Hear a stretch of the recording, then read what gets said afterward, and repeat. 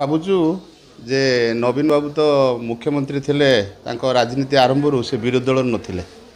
ଯେତେବେଳେ ବିରୋଧୀ ଦଳର ନେତା ଏଥର ହେଇଛନ୍ତି ସେ ଭାବୁଛନ୍ତି ଯେ ବୋଧେ ବିରୋଧୀ ଦଳ ତରଫରୁ ଗୋଟେ କ୍ୟାବିନେଟ୍ ହେବ, ତେଣୁ ସେଇଥିପାଇଁ ସେ ଗୋଟେ ଛାୟା କ୍ୟାବିନେଟ୍ କରିଛନ୍ତି।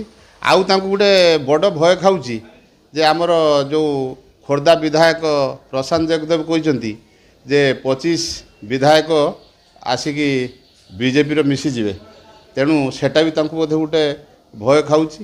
ସେ ଯେଉଁଟାକି ଭାବୁଛନ୍ତି ଯେ ଏମିତି ମୁଁ ଗୋଟେ ବିଭାଗ ବଣ୍ଟନ କରିକି ଦେଲେ ଯେ ମୁଁ ସକ୍ରିୟ ଅଛି ଆଉ ମୋ ବିଧାୟକମାନେ ସକ୍ରିୟ ଅଛନ୍ତି ବୋଲି ଲୋକ ଜାଣିବେ।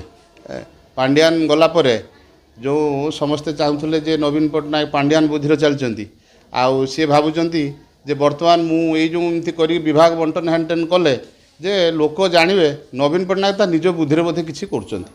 ଏଗୁଡ଼ାକ ବୋଧେ ମୁଁ ଭାବୁଛି ଏଇଟା ଠିକ୍ ନୁହଁ। ଏଇଟା